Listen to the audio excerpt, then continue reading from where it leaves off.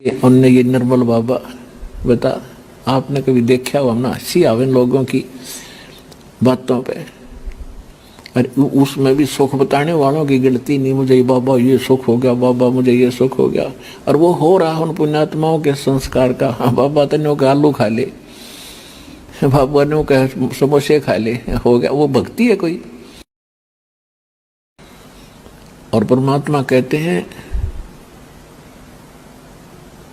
मैं रोवत हूं सृष्टि को, सृष्टि रोवे मोहे, और गरीब दास इस योग को समझ नहीं सकता कोई। परमात्मा कहते हैं मैं तो रोता हूं सृष्टि को, इन भोली आत्माओं को मैं भटक रहा हूं कि तुम मेरे बच्चे हो, मुझसे अलग होकर के तुम कितने कष्ट उठा रहे हो।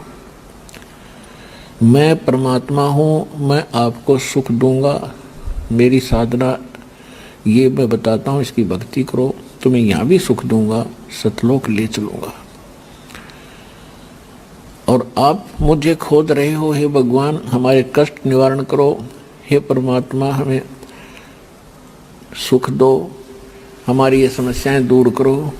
और भटक रहे हो मेरे लिए, और मेरे जैसी शक्ति मान रहे हो तुम इन देवी देवताओं में, इनसे आप अर्जी लगाते हो, ये कुछ नहीं कर सकते।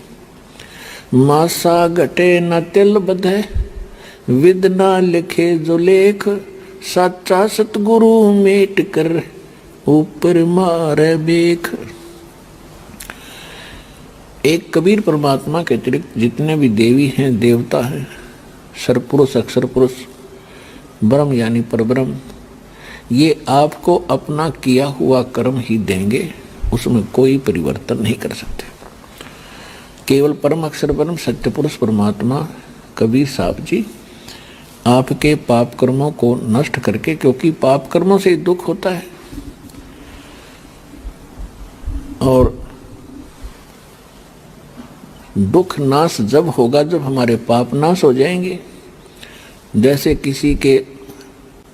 जैसे हम पहले जाते थे जिस भी संत के पास, पहले तो हम अपने क्रियाओं को करते ही रहते हैं, फिर जब दुखी होते हैं तो किसी ना किसी के पास हम जाते हैं, तो वो उससे जो अपना दुख बताते हैं, पहले वो क्रिया बताता है, ऐसे करो, ये जाप इतनी बार करो, इतना दान कर दो, इस नाम का जाप करो। जब कहीं राहत नहीं मिलती है, अंत में वो कह देता है कि ये तो आपके प्रारब्ध के कर्म हैं। प्रारब्ध माने तेरी किस्मत में लिखे हुए हैं, इनको कोई नहीं मिटा सकता। तो हम फिर उसको छोड़ दूसरे के पास जाते थे, कोई और बता देता वहां बड़ा संत है, जाते ठीक हो जाते हैं, फिर वहां जाते वो क्रियाएं भी करते, उससे भी राहत नहीं मिलती, उसका भी लास्ट में जवाब यही होता कि ये तेरी किस्मत में लिखा, तुझे भोगना ही पड़ेगा। अपने आत्माओं दुख होता है पाप से, और भगवान की भक्ति हम किस लिए करते हैं कि दुख दूर हो। भक्ति जब करेंगे, जब दुख दूर होगा, आस्था बढ़ेगी भगवान में, कहा सचमुच परमात्मा कोई शक्ति है और उसका हमें सहारा मिला है, तो दोनों श्रद्धा बढ़ेगी। और नहीं तो नास्तिक होते जा रहे हैं सभी के, भगवान से कोई राहत मिल नहीं रही, जो साधनाएं हम कर रहे थे उससे राहत मिलनी ही नहीं थी, और किसी को उन्हीं साधनाओं के करते अपने आप को संस्कार का कोई सुख हो रहा था, न्यू सोच बैठे कि ये भगवानों से हो रहा है, वो कर ही नहीं सकते। वो तो इस तत्व ज्ञान के प्रकाश से हमें पता लग गया कि ये ब्रह्मा विष्णु महेश ब्रह्म और अक्षर पर ब्रह्म, ये हमारे संस्कार में परिवर्तन नहीं कर सकते। और पहले हम इन्हीं को क्रेडिट देते रहते थे कि इन्होंने ऐसा कर दिया, तो फिर भी हमारी आस्था भगवान से हटे नहीं थी, फिर हम तीसरे के पास जाते थे। तो विचार करने की बात है कि जैसे किसी के पैर में कांटा लगा हो और वो किसी को दिखाता है कि देखो मेरे पैर में पीड़ा हो रही है, वो जांच करके बता देता है कि ये आपके पैर में कांटे के कारण पीड़ा है, और कांटा निकालने का उसके पास औजार है नहीं, इंस्ट्रूमेंट नहीं है, तो वो व्यक्ति ये कह सकता है कि भाई ये कांटा तो निकलेगा नहीं, अब तुम जूती पहन ले, जूते, आगे भविष्य में कांटे नहीं लगेंगे, तेरी रक्षा होगी। तो वो क्या कहते थे संत कि अभी देखो ये तो तेरे भाग में लिखा हुआ है, पाप ये तो तुम्हें भोगना ही पड़ेगा, लेकिन भक्ति करता रहे, आगे सुख होगा, तुझे आने वाले समय में कोई दुख नहीं होगा। कोई बात है यार, एक दुख तक खत्म नहीं हो रहा, आगे वाला क्या पता वो दुख ठीक हो जाएगा।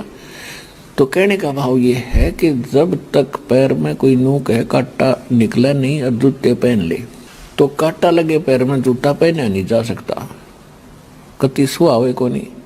वो तो कांटा निकले और फिर सलाह दी जा भाई आगे जूते मत उतारिए, ये रास्ते में कांटे बहुत हैं। तो फिर वो इस डर से जूते कभी नहीं उतारेगा कि कहीं है भगवान फिर से ये कांटा फिर ना पैर में लग जा। तो आपको जो कष्ट हैं आपके लिए वरदान सिद्ध होंगे जो आपको यहाँ लेकर आ रहे हैं। कबीर साहब कहते हैं इसे दुख, कबीर साहब कहते हैं सुख का माथे पत्थर पड़ो और नाम हृदय तजा और बलिहारी व दुख के जो पल पल नाम रटावे। हे परमात्मा इसे सुख का आग लगे जो भगवान ते दूर करे, इतना दुख दिए रखना दाता जिससे आपकी भूल ना पड़े। तो आपको जो दुख यहाँ लेकर आ रहा है तो ये आपके लिए वरदान होगा, क्योंकि ये वो परमात्मा है जो आपके पैर के सारे कांटे काट देगा और आपको जूता ऐसा देगा कांटे लगेंगे ही नहीं। फिर ऐसा मंत्र जाप दिया जाएगा, ऐसी साधना दी जाएगी, भक्ति रूपी जूता आपको दिया जाएगा। और फिर समर्थ की शरण में समर्पित हो जाने के बाद जब हम 100% मालिक को, कबीर साहब को भगवान मान के और इसकी भक्ति शुरू करेंगे, फिर देखना इसके रंग। कहते हैं हमारी आस्था ऐसी हो जानी चाहिए जैसे पतिव्रता लड़की की अपने पति के प्रति होती है। वो अपने पति के अतिरिक्त किसी भी पर पुरुष की तरफ कभी भी पति वाली श्रद्धा नहीं आने देती, तो पतिव्रता होती है। तो इसी प्रकार हम अपने कबीर भगवान के अतिरिक्त सपने में भी किसी अन्य इष्ट से कोई भी मनोकामना पूर्ण की इच्छा नहीं रखेंगे, तब हम पतिव्रता पद पर आगे। तो परमात्मा कहते, गरीबदास साहब जी कहते हैं अपनी वाणी में कि पतिव्रता जमी पर जो जो धर है पाओ, समर्थ झाड़ू देत है भाई ना कांटा लग जावे। कहते पतिव्रता जमी पर जो जो धर है पाओ, यानी अपने जीवन रूपी सफर में वो आत्मा जो भगवान पर समर्पित हो चुकी है, कबीर साहिब पर अपने जीवन रूपी सफर में जितने कदम रखते हैं उससे पहले परमात्मा उस सफर में जीवन रूपी सफर के अंदर से झाड़ू मार के और वो रास्ता साफ कर देता है परमात्मा कि मेरी आत्मा को आने वाले समय में कोई दुख ना हो। आपके कदम रखने से पहले वो पहले साफ कर देगा। कहते हैं जो जो पतिव्रता जमीन पर जो जो दर है पाओ और समर्थ झाड़ू देते हैं, होय होय ना कांटा लग जाए। तो ये दुख जो होते हैं, दुख के दूर हुए बिना भगवान पर विश्वास नहीं हो सकता। तो अब क्या होने जा रहा था अगर ये मार्ग स्टार्ट नहीं होता, तो कुछ दिनों के बाद सभी नास्तिक हो जाने थे। ये जितने भी पंथ हैं, राधा स्वामी पंथ, धन धन गुरु, सतगुरु पंथ और ये और भी बहुत सारे निरंकारी पंथ और एक यो ब्रह्म ऋषि को आवे कुमार स्वामी, इन का पता नहीं, ड्रामा बना के दुनिया को मूर्ख बना के अपने पीछे लगा रहे हैं। ऐसे ये उनने ये निर्मल बाबा, बता आपने कभी देखा हो ना, हंसी आवे लोगों की बातों पे। और उसमें भी सुख बताने वालों की गिनती नहीं, मुझे बाबा ये सुख हो गया, बाबा मुझे ये सुख हो गया। और वो हो रहा उन पुण्यात्माओं के संस्कार का। हाँ बाबा तने के आलू खा ले, बाबा ने कहे समोसे खा ले, हो गया। वो भक्ति है कोई?